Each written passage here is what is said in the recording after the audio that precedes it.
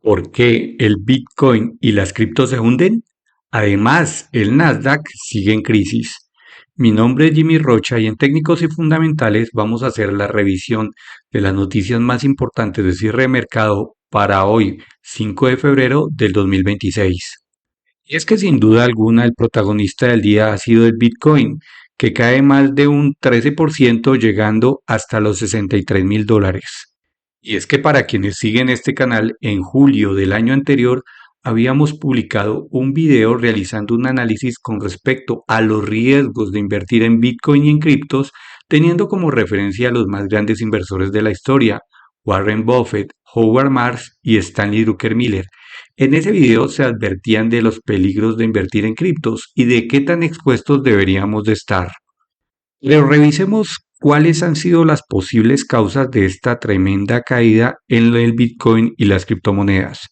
Tomemos como referencia la opinión del analista mexicano Alejandro Gómez, quien trata de realizar una explicación de las causas de esta tremenda caída.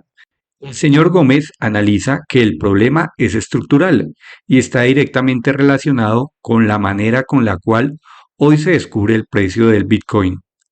En el pasado, el precio de Bitcoin se formaba principalmente on-chain, basado en una oferta limitada y en compradores marginales reales.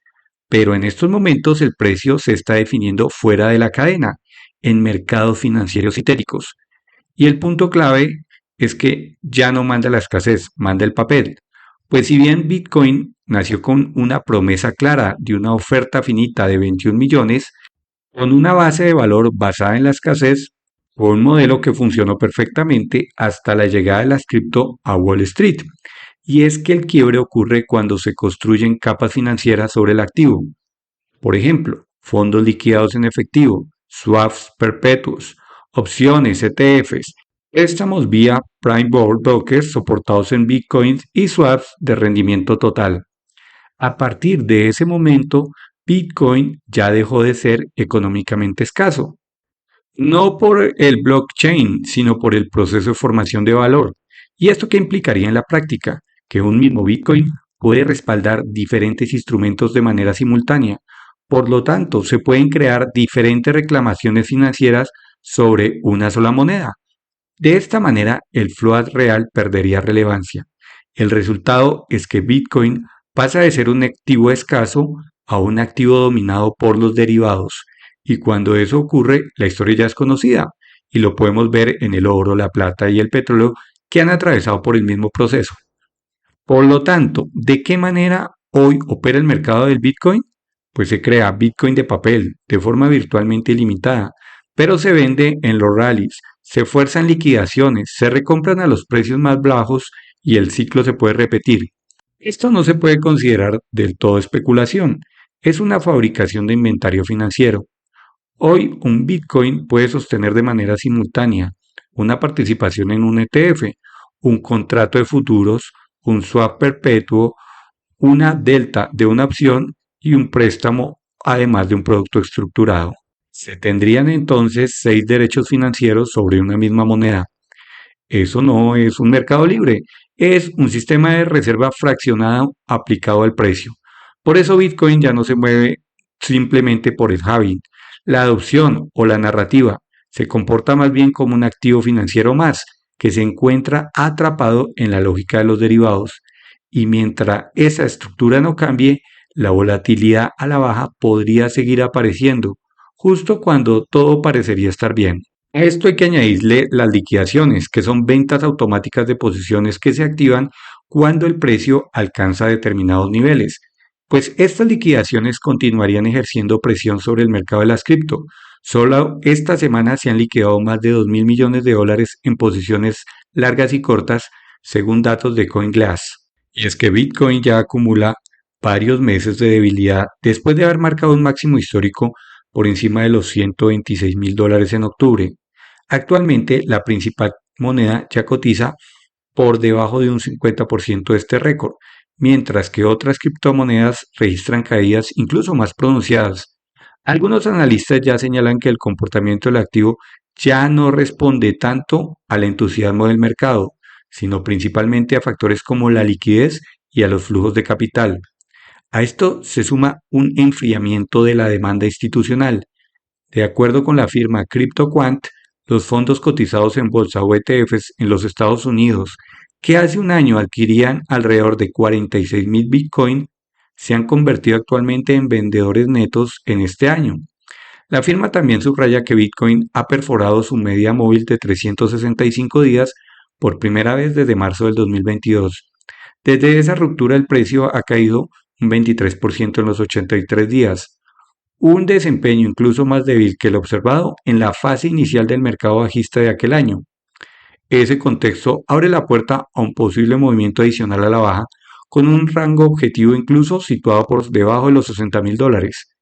La debilidad de Bitcoin coincide además con un entorno de elevada volatilidad en otros mercados, incluidos los metales preciosos y las empresas de software, donde la plata ha vuelto a retroceder con bastante fuerza y el oro aún permanece con bastante presión. A esto hay que sumarle las declaraciones del secretario del Tesoro de los Estados Unidos, Scott Bessent, que ha dejado de entrever que el gobierno norteamericano no acudiría al rescate del mercado de las criptomonedas en caso de ser necesario. Durante un tenso intercambio en una audiencia del Comité de Servicios Financieros de la Cámara de Representantes el pasado miércoles, Bessent fue cuestionado sobre si el Tesoro tenía la autoridad para comprar Bitcoin u otros criptoactivos, a lo cual Bessent afirmó que él no tenía ni el gobierno esa autoridad y que como secretario del Tesoro tampoco tenía esa responsabilidad. Esto posiblemente aumentó la presión bajista por el clima general de ventas en los mercados financieros. Además, se ha tenido una advertencia reciente del reconocido inversor Michael Burry, quien ha señalado que una caída prolongada del precio de Bitcoin podría desencadenar una espiral descendente con una destrucción masiva de valor. Según Burry, Bitcoin ha quedado expuesto como un activo puramente especulativo y está lejos de funcionar como cobertura frente a la devaluación.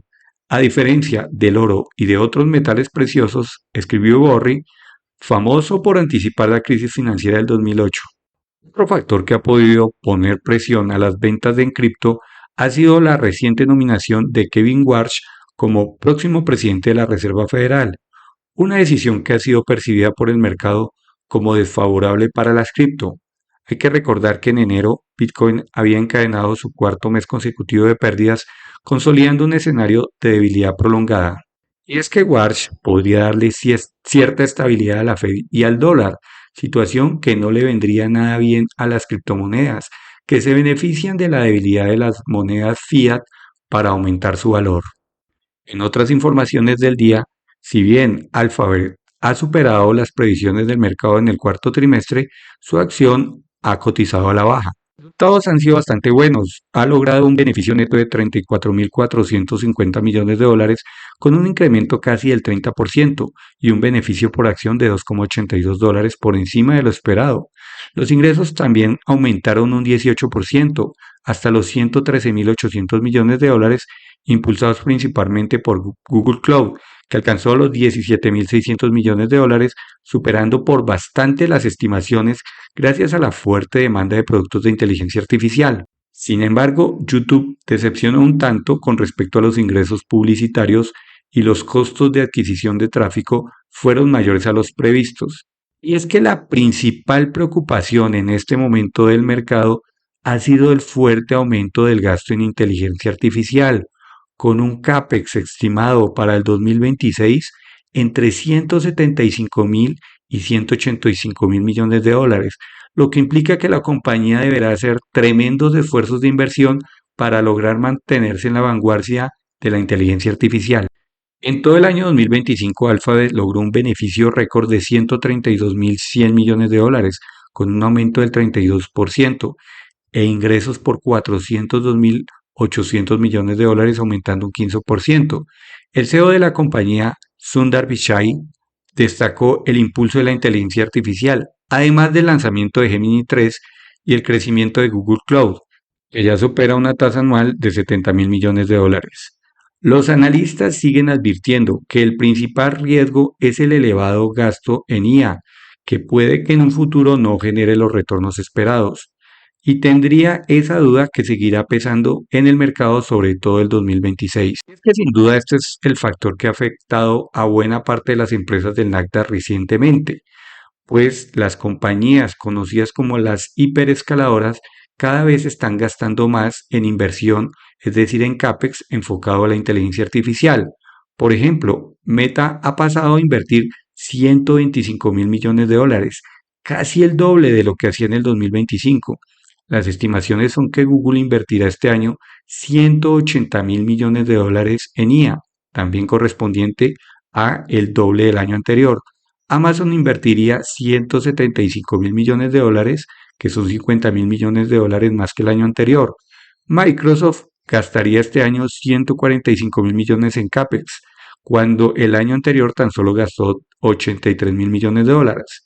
Y Oracle invertiría 55.000 millones de dólares, que son 20.000 millones de dólares más que lo gastado en el año 2025, para un total de estas compañías de 680.000 millones de dólares. Es un tremendo gasto en CAPEX e inversión que el mercado ya mira con recelo, pues no hay claridad en cuánto tiempo lograrán monetizarse las inversiones en inteligencia artificial y si finalmente todas estas compañías serán ganadoras en el sector o si se tendrán algunas empresas que fracasarán con estas tremendas inversiones. Y es que precisamente debido a esta crisis en las empresas del software y del Nasdaq, los directores ejecutivos de las grandes tecnológicas están tratando de calmar al mercado. Y es que ante el temor de que la inteligencia artificial dañe las ventajas competitivas del software empresarial, hay un miedo que ha provocado fuertes caídas en las acciones del sector tecnológico y del software. Empresas como Palantir y Oracle han liderado los descensos recientes, mientras que otras como Salesforce, SAP, ServiceNow, Snowflake y Microsoft también han sido bastante castigadas en el precio de las acciones. Los inversionistas temen que los clientes desarrollen software propio utilizando herramientas de IA avanzadas como las que ya hemos revisado lanzadas por Anthropic, o que incluso nuevas startups nativas de inteligencia artificial reduzcan las barreras de entrada para el desarrollo de software y desplacen a los proveedores tradicionales.